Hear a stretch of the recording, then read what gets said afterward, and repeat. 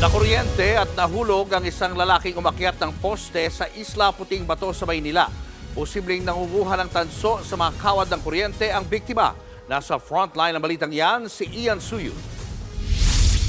Lapnos sa iba't ibang bahagi ng katawan ang inabot ng isang lalaki matapos makuryente sa Isla Puting Bato sa Tondo, Maynila.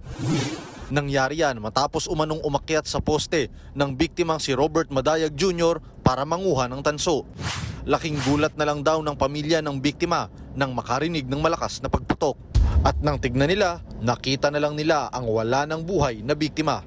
Di baling wala kaming kainin, basta kompleto kami, wala kaming sakit, okay lang. Eh ngayon, kulang na kami ng isa. Parang hindi na kompleto yung Pasko namin. Tingin ng tatay ng biktima, may nag-udyok sa anak na siyang umakyat sa poste. Parang nasanay siya sa kung walang wetan, so binibenta nila mga barkada niya. Ayon naman sa kapitan ng barangay, hindi na bago sa kanila ang mga umaakyat ng poste para manguha ng tanso.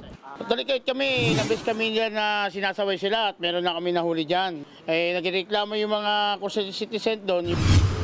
Nagbabala naman ang Meralco sa iligal na pag-akyat sa mga poste. Kung pag-akyat sa poste ay isang mapanganib na gawain na tanging ang mga taga-Meralco lang, yung mga line personnel trained na umakyat ng poste with the necessary safety equipment. Nagbabalita mula sa frontline, Ian Suyu, News 5. Mga kapatid, Julius Babaw po. Iba na ang may alam at may pakialam sa panahon ngayon. Para sa frontline ng mga balita, mag-follow at mag-subscribe sa social media pages ng News 5.